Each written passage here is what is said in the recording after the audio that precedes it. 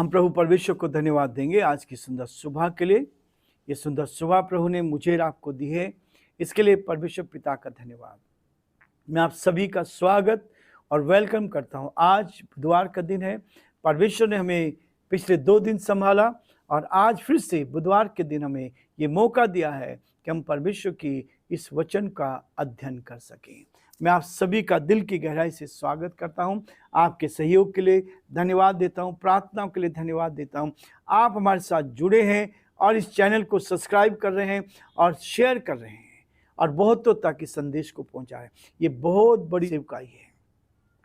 हो सकता है प्रियो आप संदेश नहीं दे सकते, हो सकता है आप बहुतों के घर जाकर दुआ नहीं कर सकते, लेकिन आप अपने मोबाइल से लोगों को इस वचन को शेयर कर सकते हैं।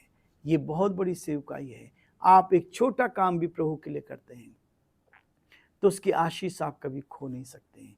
इसलिए प्रियो परमेश्वर का धन्यवाद करते हैं कि परमेश्वर हमें संभाल लेता है, परमेश्वर हमारी रक्षा करता है, परमेश्वर हमें अपने हाथों में लेकर अपनी महिमा के लिए इस्तेमाल करता है। ये 5वां अध्याय हमें इस बात के लिए प्रेरित करता है ताकि हम प्रभु के साथ साथ कैसे चलें, बुराइयों से कैसे बचें, और जो बुराई है उनसे, ऐसे लोगों से जो विश्वास करने के बाद, संसार में तो बुराइयां हैं, संसार में व्यभिचार हैं, संसार में गलत काम है, लेकिन उनके लिए कह रहा है ये कि जो संसार में से बुराइयों में से निकलकर जिन्होंने पश्चाताप किया, जो कलीसिया में चर्च में शामिल हो गए हैं, उनके लिए कहता है कि यदि वो फिर से ऐसा काम करते हैं तो उनके साथ संगति नहीं रखना।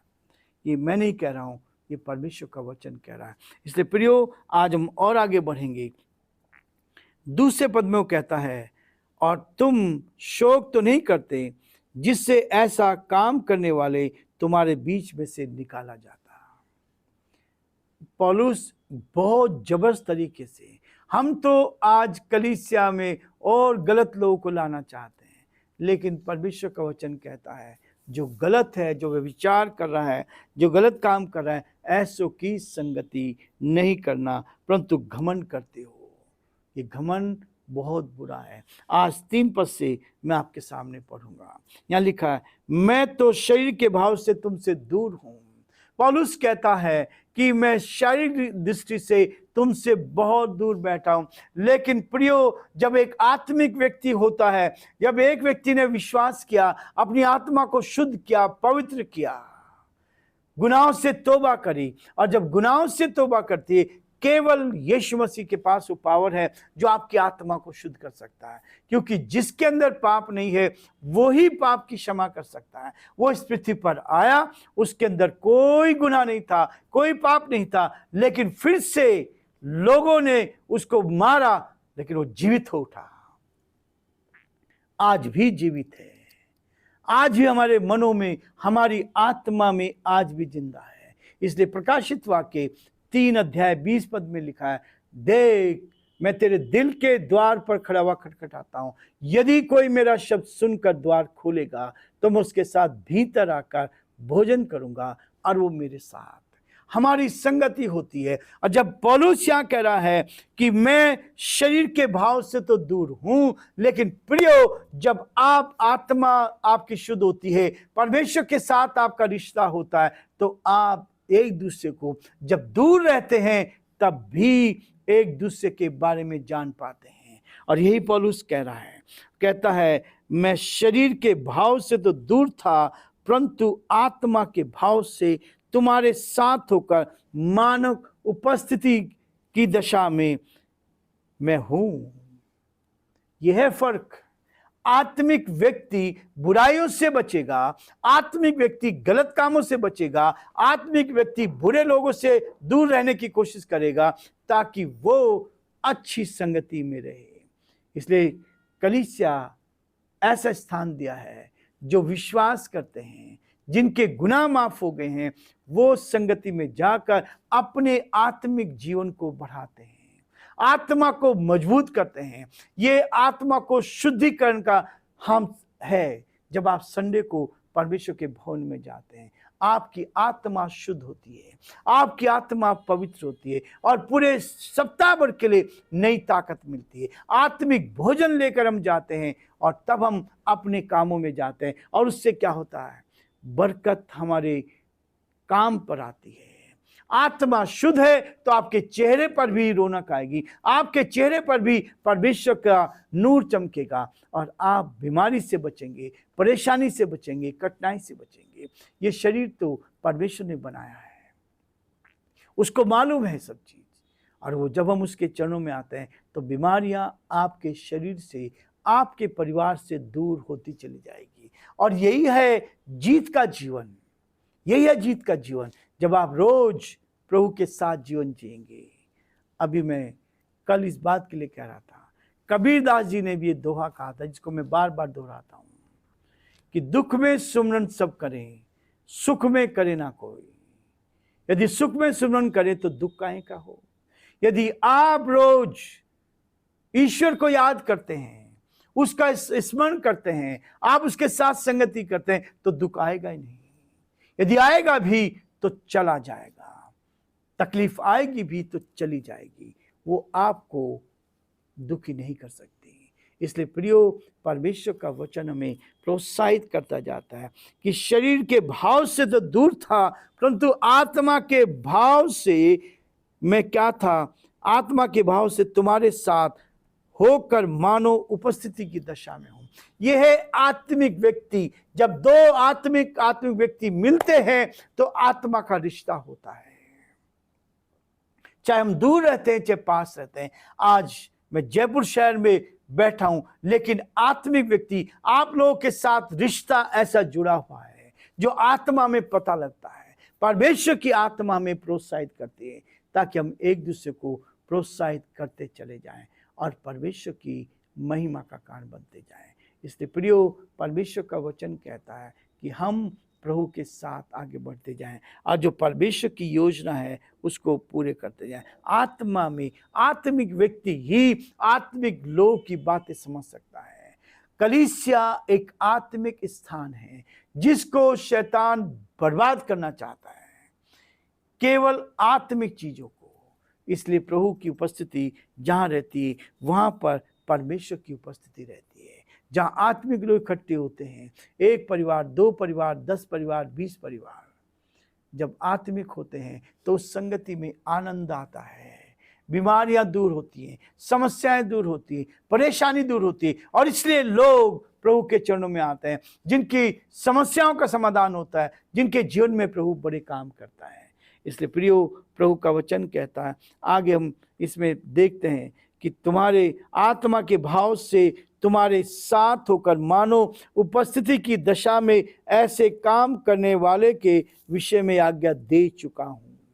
जो गलत काम करते हैं उनके लिए देखो, परमेश्वर ने पौलुस को सिखाया और ये दूर रहकर ये आत्मिक जीवन में ये लिख रहा है, लिख के उनके पास भेज रहा है, कुरिन्थियों की कलीसिया के लिए। इसलिए प्रियो, हम बुराइयों से बच कर रहें और प्रभु के साथ संगति करते चले जाएं ताकि प्रभु की उत्तम आशीष को हम अपने जीवन में लेकर आगे बढ़ते जाएं। आज हम ये रुकेंगे ताकि हम प्रभु की आशीष को प्राप्त करें। कल फिर से हम इससे आगे बढ़ेंगे ताकि प्रभु की महिमा कर सकें। हम प्रार्थना करेंगे ताकि प्रभु की आशीष हम पर और हमारे सारे भाई बहनों पर। वो कहता है एक दूसरे के लिए प्रार्थना करो, और इसलिए हम अपने इस चैनल पर, इस डिवोशन में हम प्रार्थना करते हैं।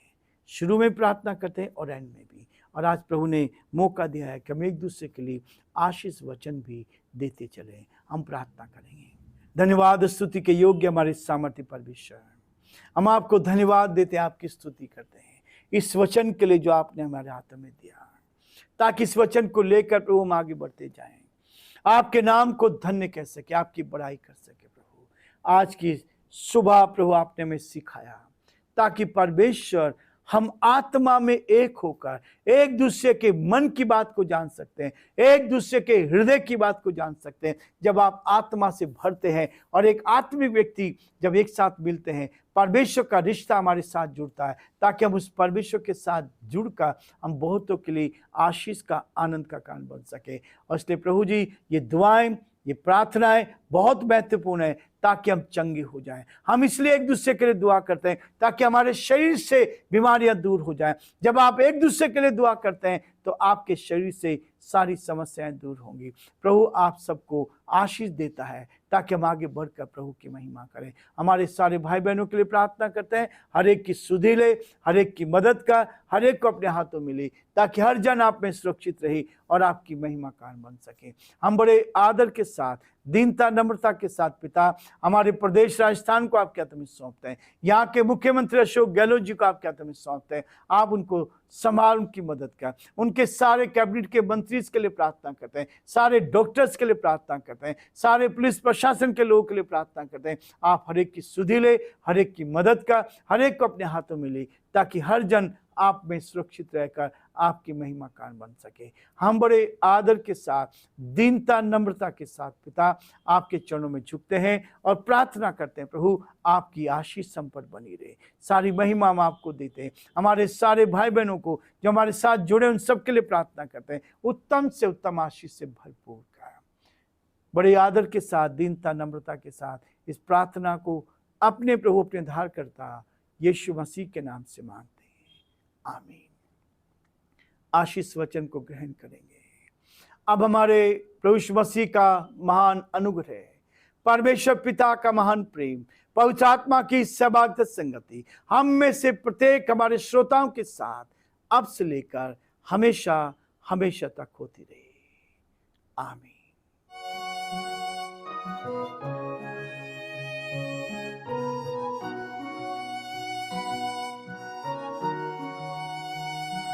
कल्वरी के पास खड़ा हो, खून की धारा देखता जा, तेरे पापों का यही दाम दिया है मसीह यीशु ने।